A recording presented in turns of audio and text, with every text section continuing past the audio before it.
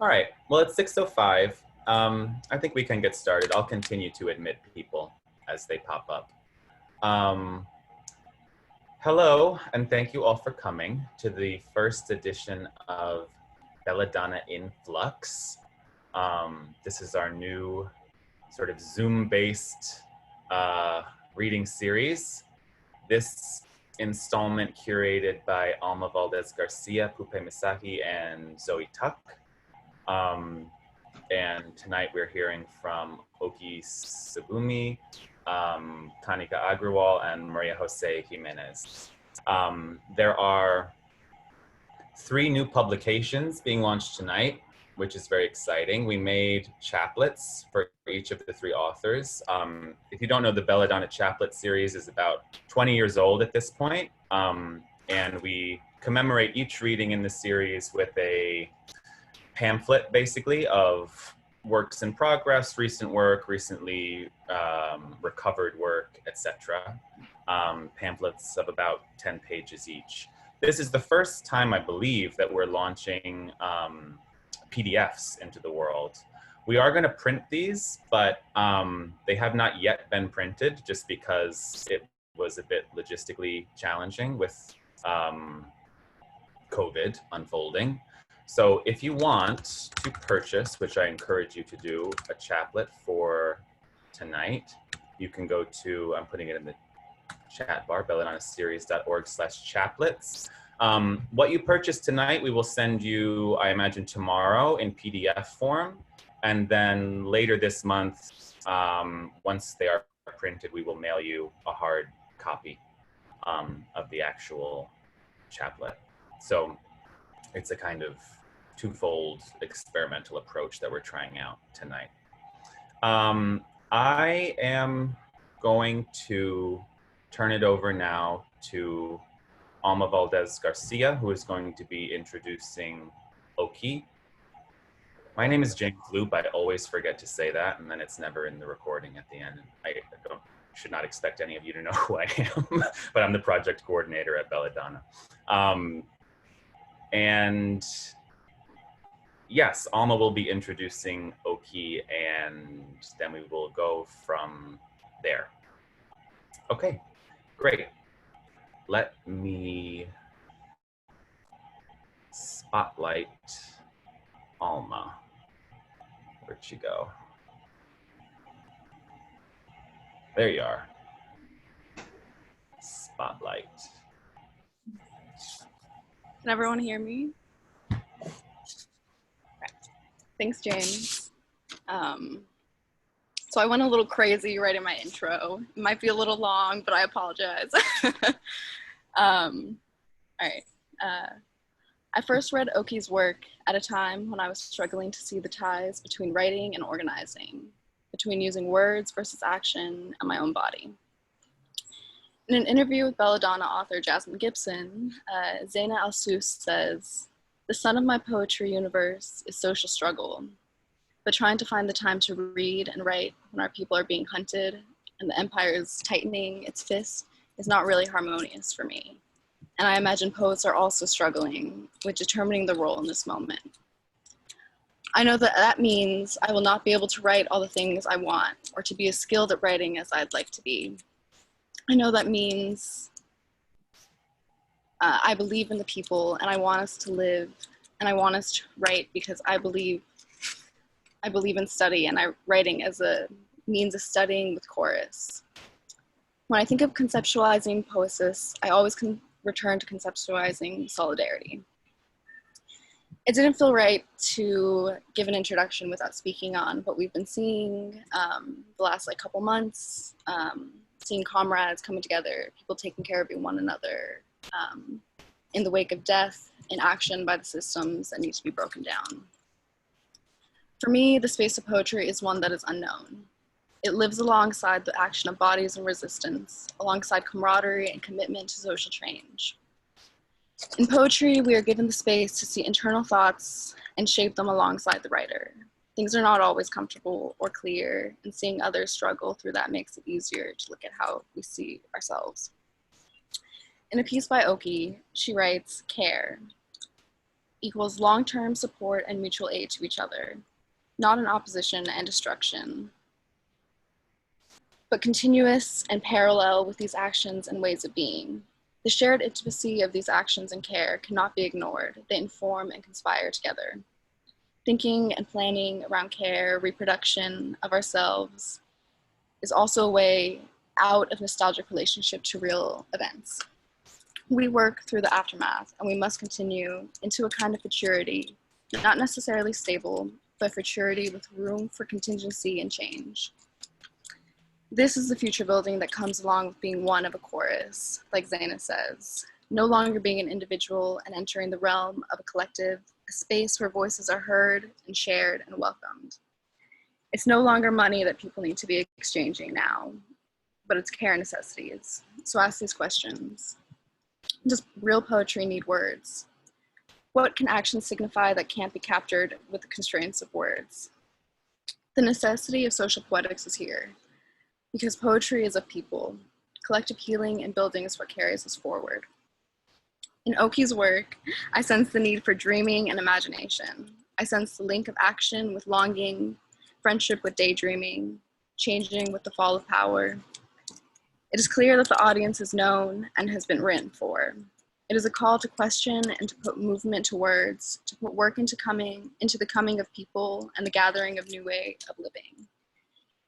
Because the way things are going, people are dying, the land isn't being heard, and we need to break down what is being ingrained in us. There's a bodily gooiness of becoming someone who is finally speaking out and no longer here to just sit back and watch. There's a call to action, a shared focus on remembering and the interconnected and parallel worlds that reside in our dreams. Imagining as a service, something that allows for a seedling to emerge and for possibilities to be enacted.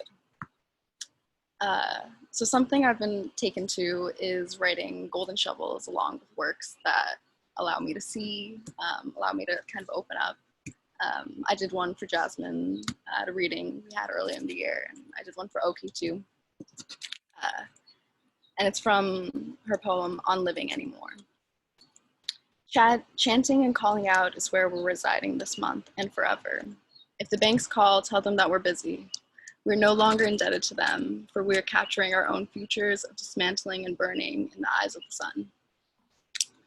Oki Sogumi was born in South Korea at the end of a military dictatorship. She currently lives and writes in Philadelphia. And now we welcome Oki. Thank you. Thank you so much. That was really nice.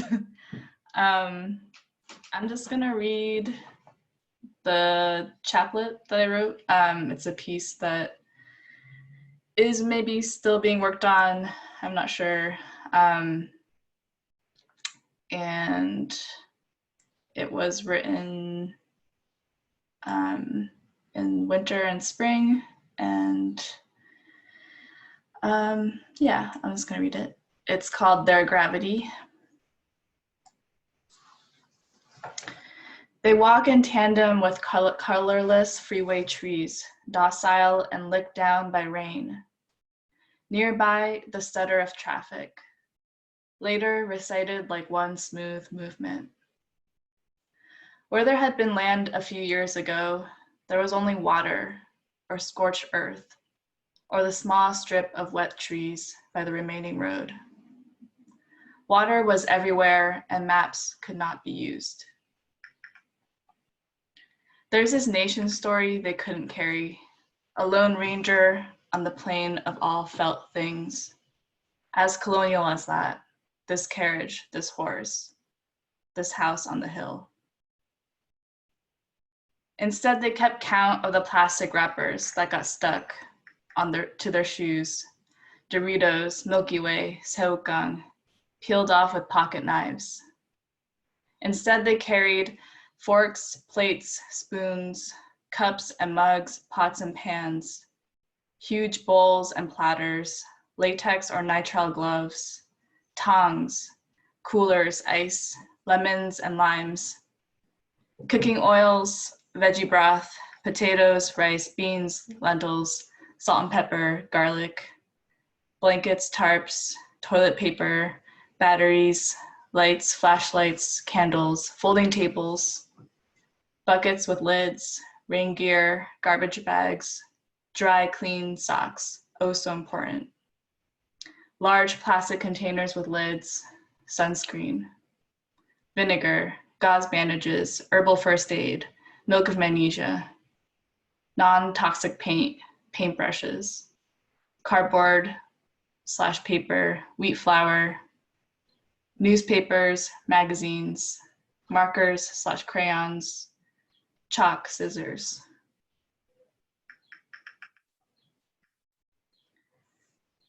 Sometimes they danced.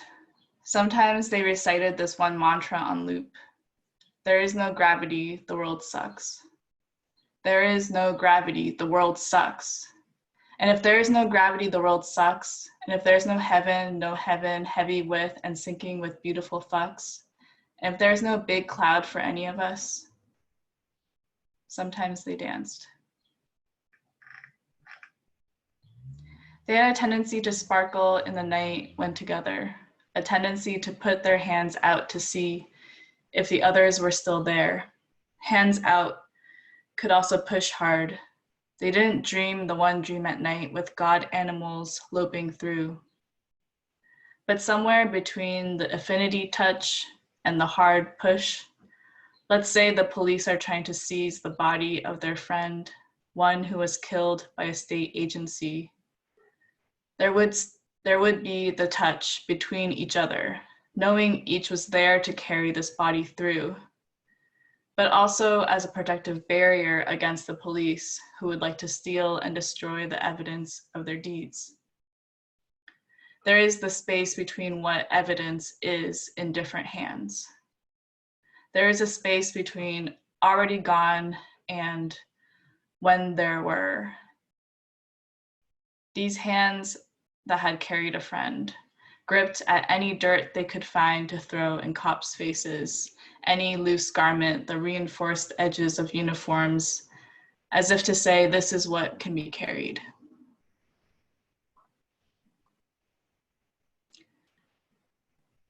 One evening, the shapes appeared on the horizon. Large tumbleweeds were stumbling towards them. Coming closer, it was clear that there were animals with huge burrs and dried weeds somehow knotted into them and around them. They started to discuss how it was that these animals, which turned out to be sheep, had so much debris on their bodies. Finally, some insisted that they must all work on freeing the sheep from their burden first.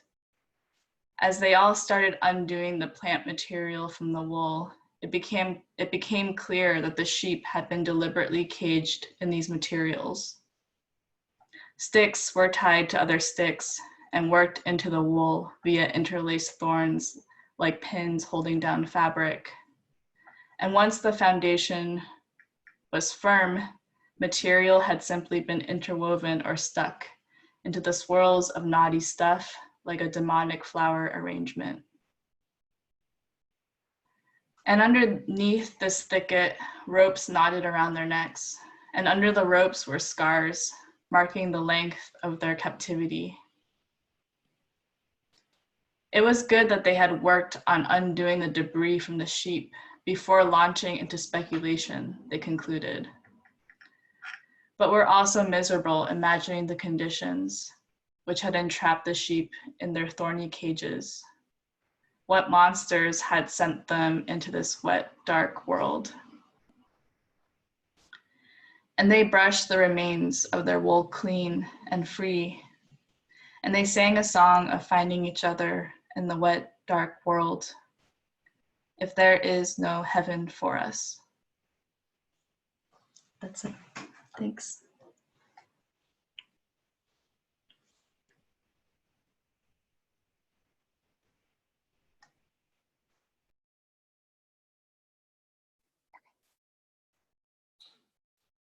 Hi, I'm Poupeh. I'm gonna introduce Kanika.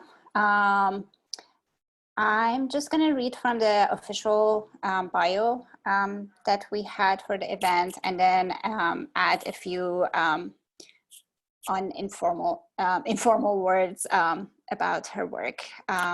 So Kanika Agrawal is an Indian citizen and hybrid specimen raised in 6 countries on 4 continents. As an immigrant and former scientist in training, she works between and across languages, geographies, and disciplines.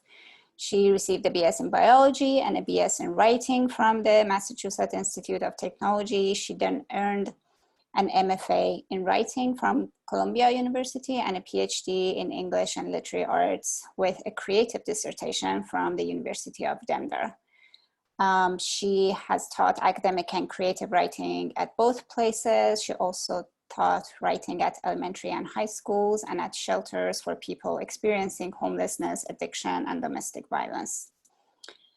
Her work appears or is forthcoming in Best American Experimental Writing 2020, Black Warrior Review, Foglifter, Notre Dame Review, Sand, and various SF and F publications.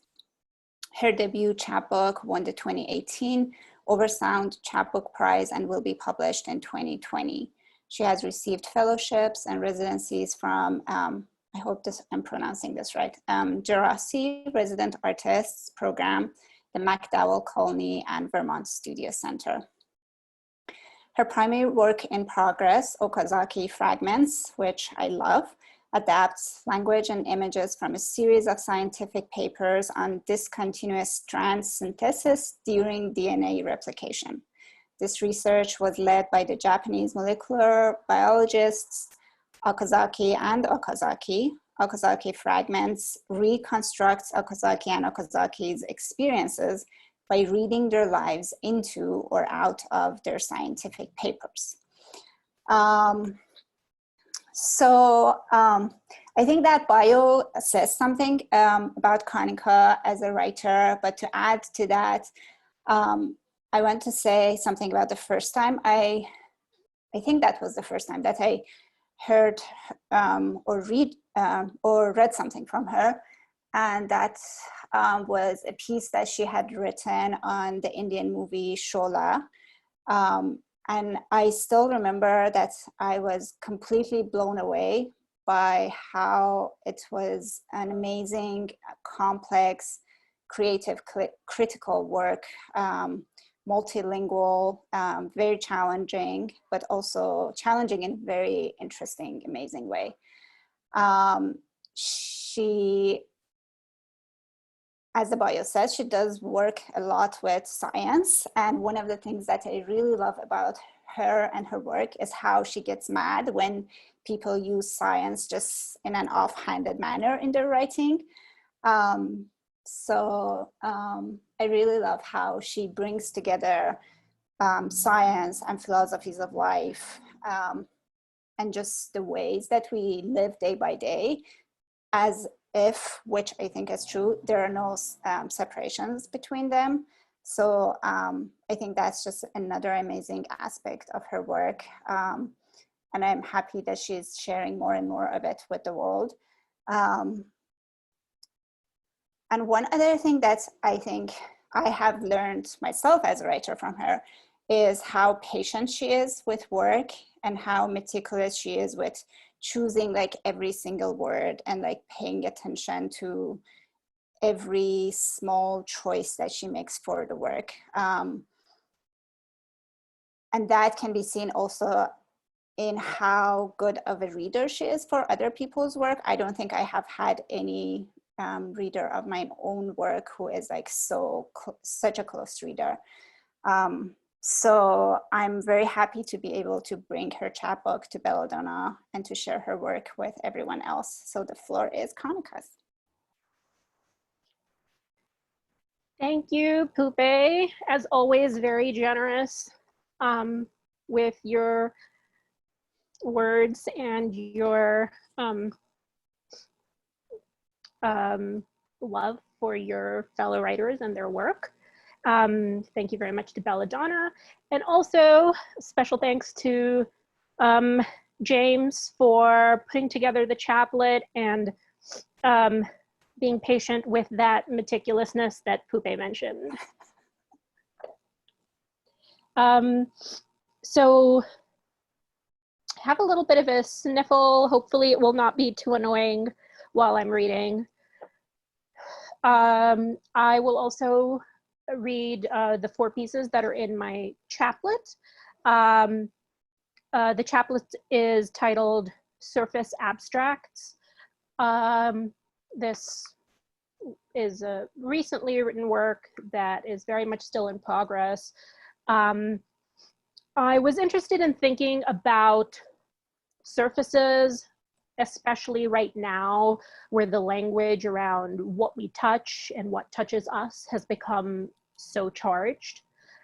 So I wanted to find a way to think about surfaces and our relationships to them. The 4 texts in the chaplet are written as abstracts of a kind for larger imagined texts. And each one is accompanied by an image. And these are images I created from panels of cardboard packages that I've received during the pandemic. So the working with the surfaces of those packages. And I'll share my screen during my reading so that you can see the images for each, accompanying each text as I'm reading.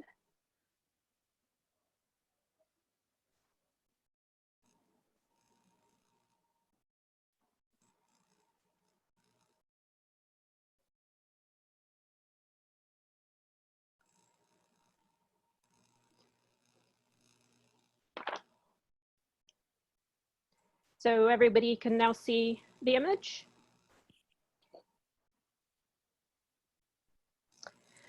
The first piece is "'Tis but a scratch, insisting on the superficial." There have been very few studies of the surface qua surface.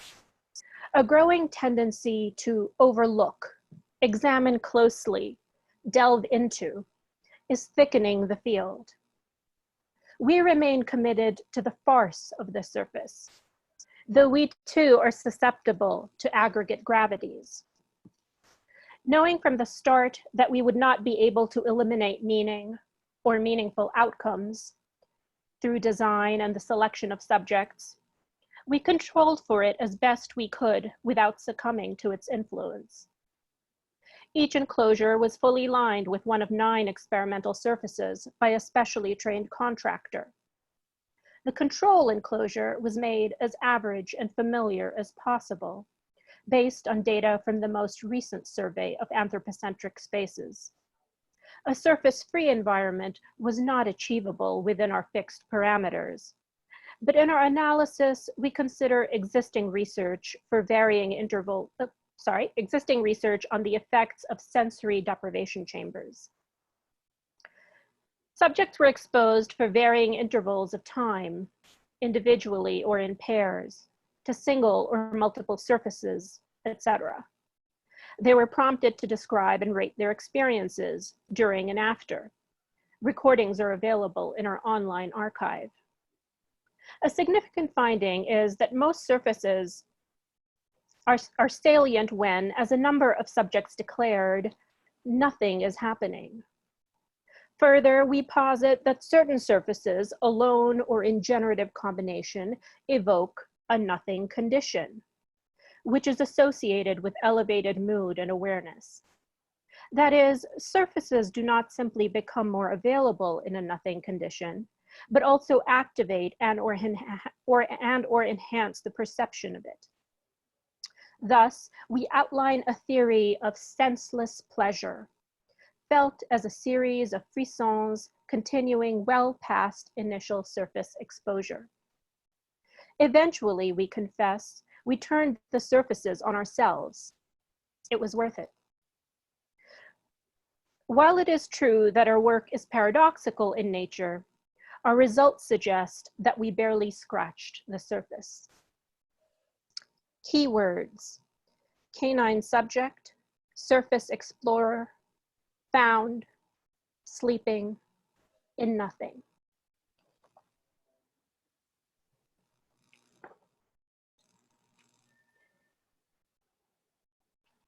says the next piece, individual and communal vulnerability, complicity, and fluidity in cases of suprashift.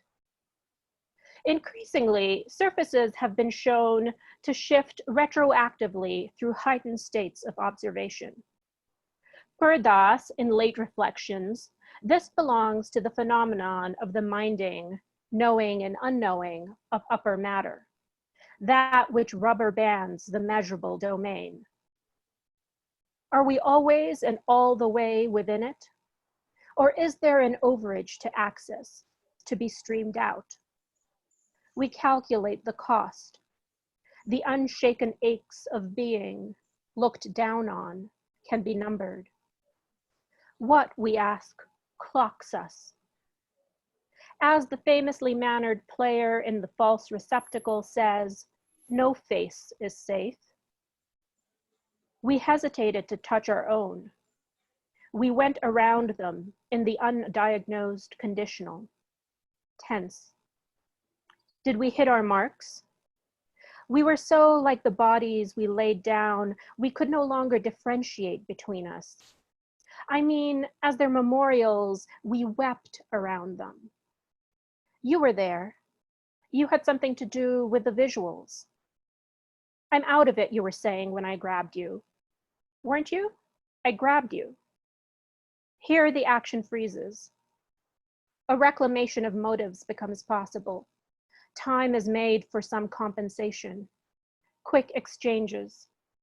But once the face fits, deliver it. No larking in the wings. We kept wasting, blurring under each other. What do I owe you? I said. No, you said. You, I said. You what? We could play it again, but there is lead in our blood. Now we allocate a single line to our fears. We acknowledge what comes before us. Thereafter, the columns are silent. Key words: waking, rain, playing, the open hand, enforced resolutions.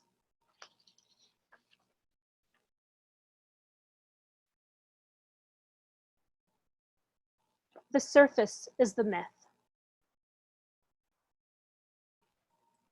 Is this the place you left? To retrieve the childhood ball, to recover the errant goat, to revive the fallen lover? You went farther than you intended. You were always almost there. Your pack of rice is empty and your feet are torn. How does the thing you're in move? You can stand only long enough to be welcomed home. Why then is the air thin and bitter, the soil anemic? When you speak, your words curl. They can't carry you. This isn't the surface. This is where I tell you what it is, as you must have told someone like you before. It's rumored you're a writer, and you appear as you might be one, again. I walk alongside you, a cave growing in each of us. I ask after your sources of water, light, the mats of moss on which you learn to rest within yourself. You thought there was a sacred river to heal your wounds. There was a bird that guarded every inhabitant's name. You heard it singing you back. I discuss the difference between an invitation and a plea and a threat. I have the mien of someone you would never trust. Still, you must preserve your skeletal elements for reconstruction.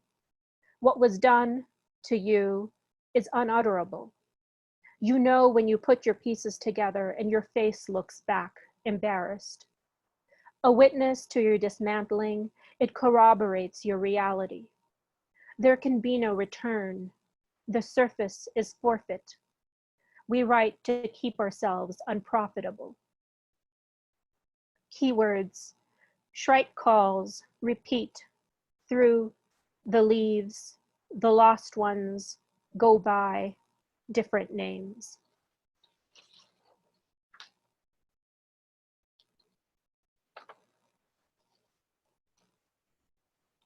A literal woman on the literary surface. a non-deterministic selection of words, phrases, and marks from the ensuing text. Copy, waiting, discovered, unstable, copy, structure, woman, her face, further damage, being simply a surface, hers, beginning, so in kind, open to any form, contact, dash, my own, and then standing, balanced, a skimmer, question mark, validating silences, unreading, the plane, the scale, local factors, question mark, suitably counted, dimensions of which the encounter turns, a woman's face, unveiled reference, dash, spreading lines, as in the spherical, the kind of, inventive, what was once called,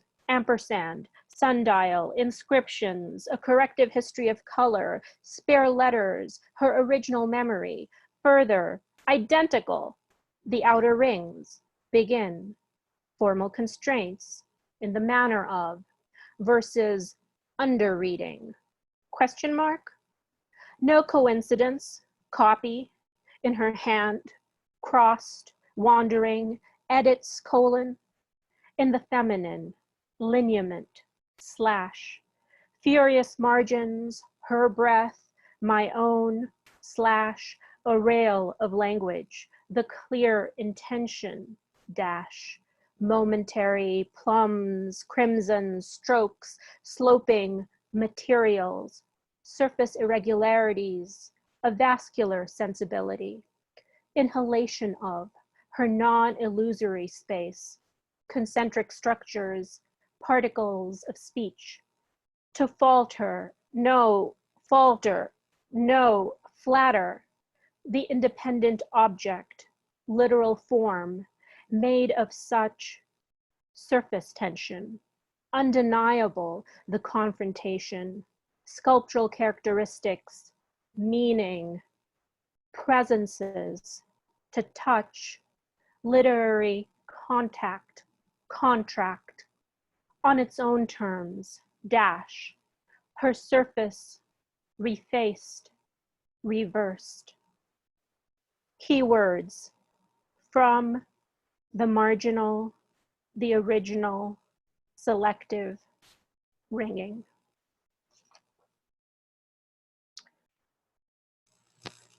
That's it. Thank you.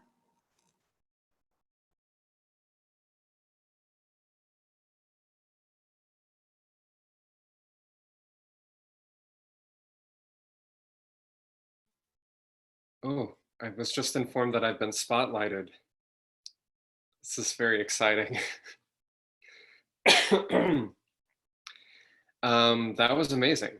Yeah, it's all been amazing so far. And if I may be so bold, it's going to keep being amazing.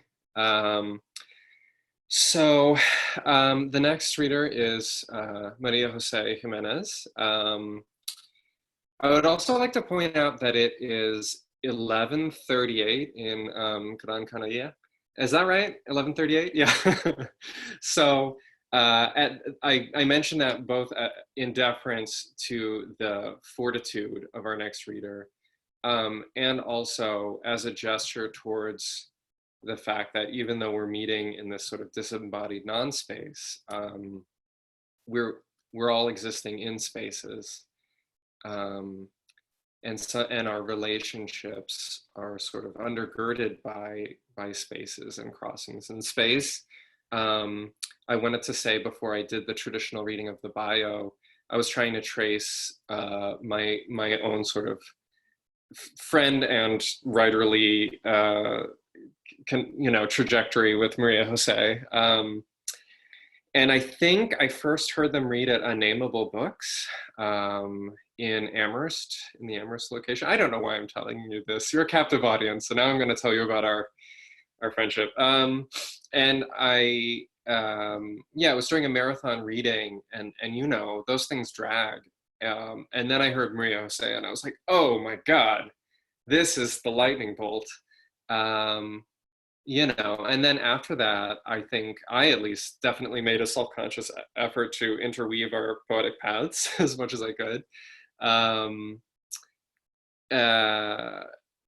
was there for their inauguration as poet laureate of East Hampton at Luthier's, and you know, I was there when they read, or when they participated rather, in Diana Alvarez's Quiero Volver, and also when they read in our living room here. This right? You definitely read here and not online for us. That was our second coming together, where you invited me to come to read there. Yes. Yeah. I don't know. Yeah, and then I think we also you invited me into to write with you a poem for East Hampton, which was really wild. There was a big community meeting happening, and María José and I and one other writer were drifting around with notebooks, pulling language from these conversations that were happening about like the priorities of this small city. And then we went to like a boardroom basically and wrote a poem for a municipality. I'm sorry that I'm just cataloging, but I think, you know, it's important to honor these things, the coming together in space and shared histories and the way that roots become intertwined.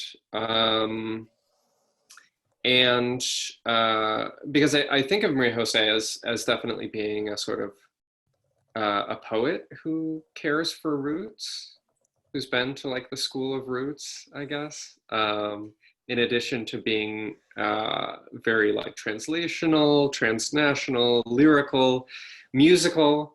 And I waffled in my list of adjectives between saying political or ethical, and they both seem wrong. But they both gesture towards the term I couldn't think of that is right. So I'm gonna stop talking after I read the official bio from the Instagram. Thank you for your patience. I don't get to go out much, you know.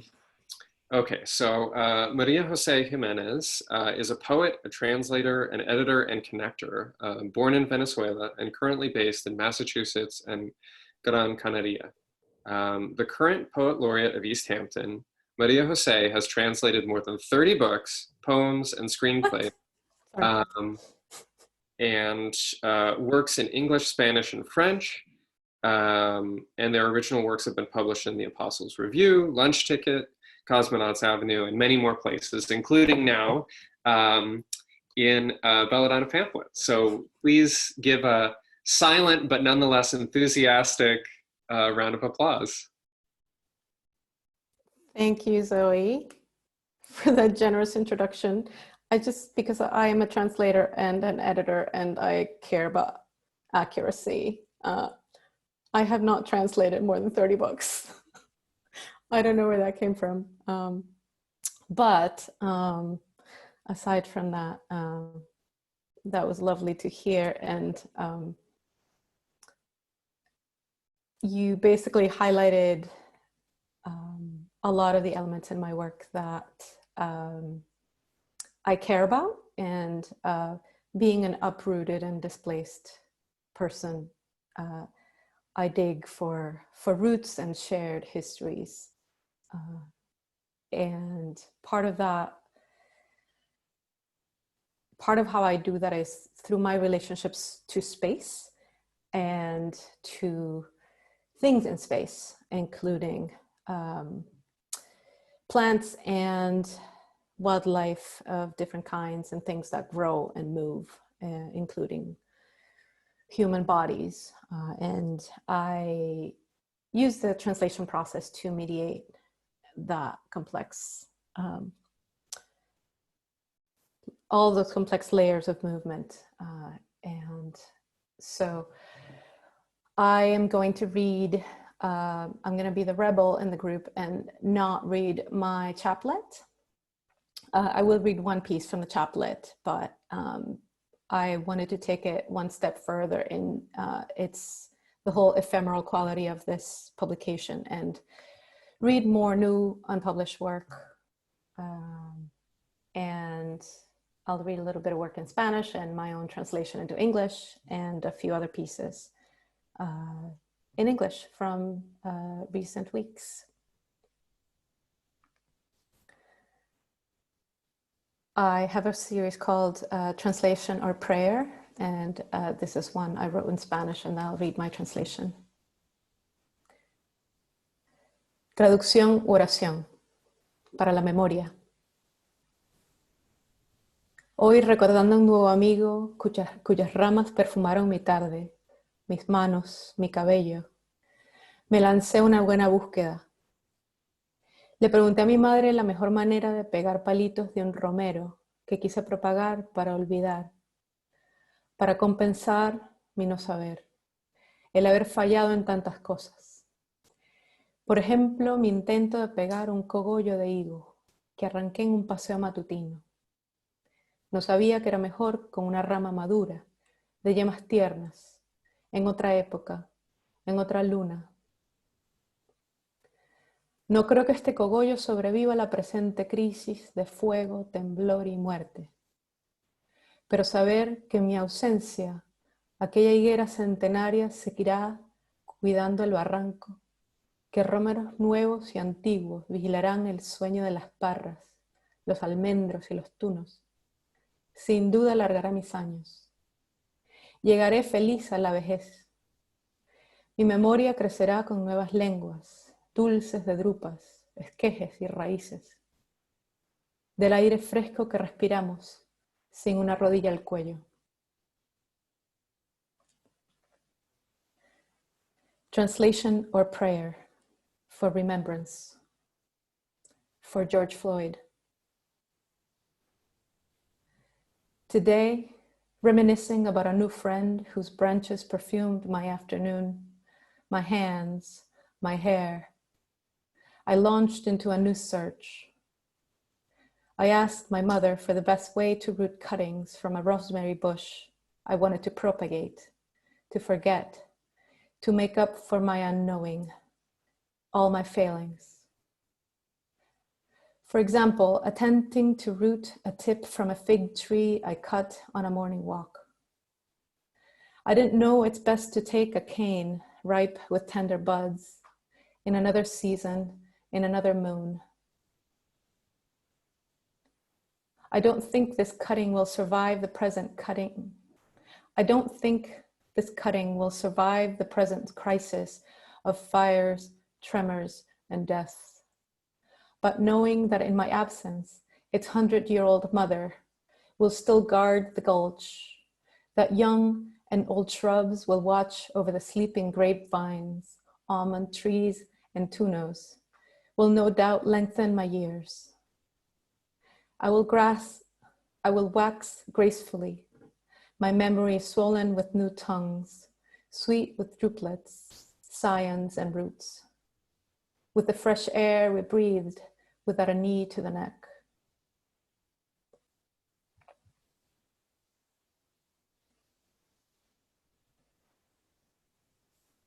This is Cochinilla. Island dark, the blood of berries, birth after birth. How many ways to say red died a dying revolution of pregnant gulls. History mealy and obscured by shipping routes, shipped peoples, codices. Azteca, Inca, Guanche. Antwerp traded lineages up a route adjacent to carnal and carnage. Inky pencas bursting harvest in women's hands. Pluck my prickly eyes, I am no pear. I've been a little obsessed with cactuses and things that grow on them lately. So that was one of the pieces that's come out of that, and my research around all these different beings. And I'll read one piece from Collated, my chaplet, about another being, a local crab that grows or lives in this island off the west coast of Africa, where I am now, in the Canaries.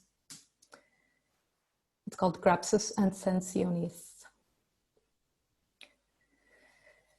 Black boulders, black sand, ground up lava stone of Macaronesian shelter, an ocean away from the gas and fire and death on the streets. I feed safely on the alga tapestry, soothed by the waves, hide in the rocks, red shell, black spots, don't mind my crimson pincers. I am a coward.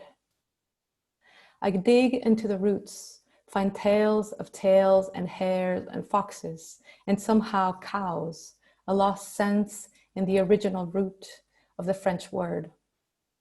But mainly it seems being a coward is all about continuing to act a certain way, having a certain quality without end, and not the good kind. There's also something about speaking from a pulpit, protected from argument, contradiction, and, I suppose, retaliation.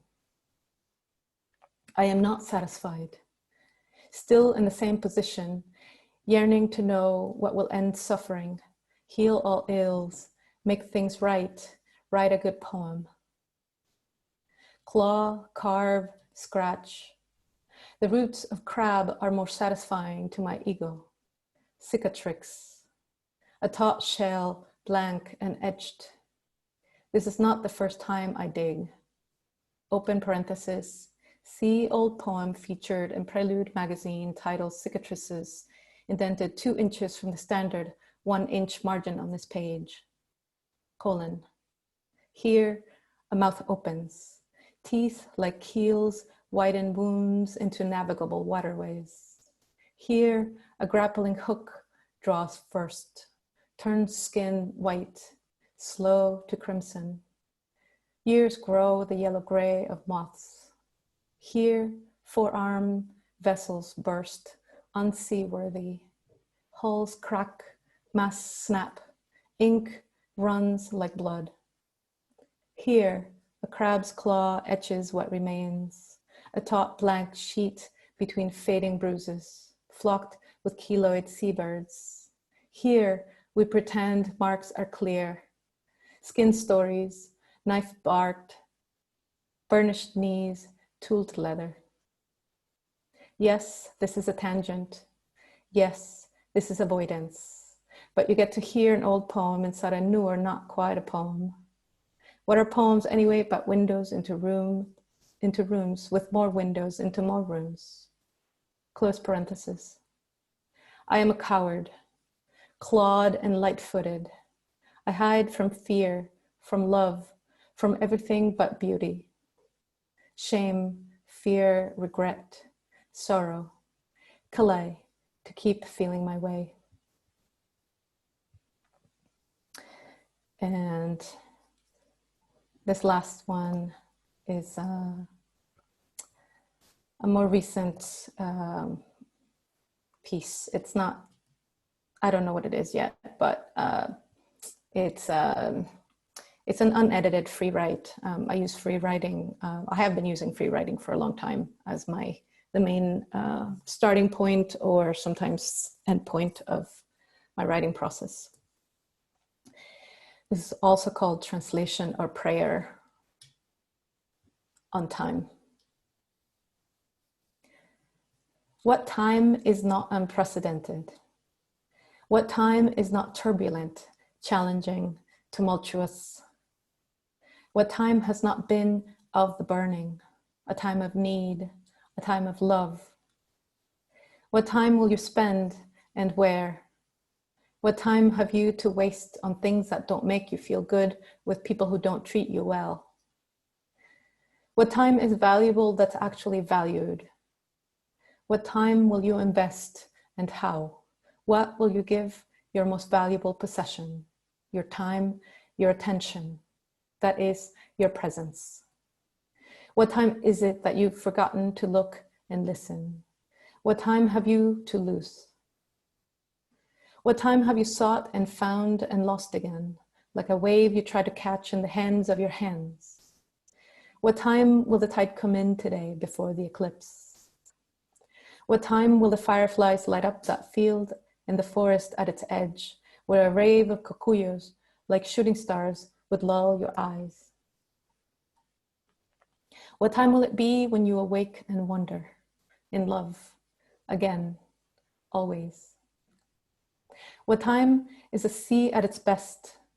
What time will it return to its own nature that it's never lost or left? What time will you sing and walk in the surf like you did for the first time after the lockdown ended, as if you'd never touched it before, and you thought of each time you arrive on the coast and seek the sea's edge and touch it at the earliest possible moment upon arrival? What time is now that you've been breathing ocean for months? The tides, your sleep, the salt air, your hair, the sand that grinds your lungs and grounds you when you fall, as you fail over and over and over and over. At dawn, at midday, your belly empty at dusk, your eyes hazy with exhaustion, and the sea, the sea. What time, what day, what month? How could you ask when I will return? Would you? Would you ever leave your one true home, the one you've never left? That's it. Thank you.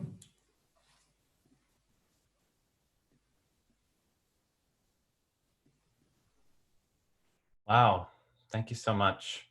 That last one really got me. Thank you to Oki and Kanika and Maria Jose. Thank you to Alma and Poupeh and Zoe for their selection of these amazing readers.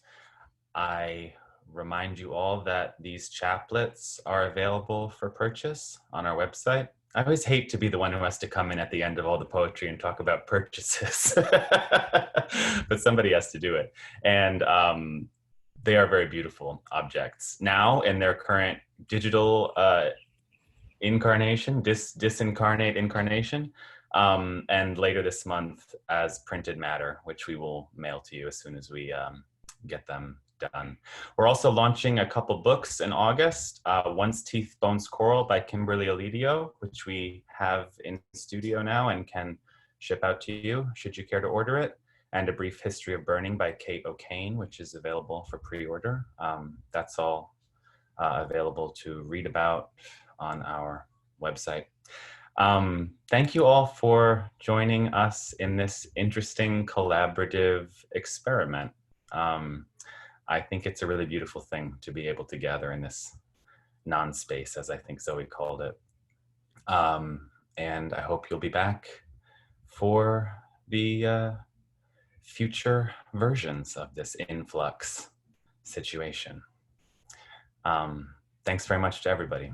Have a great night. Thanks.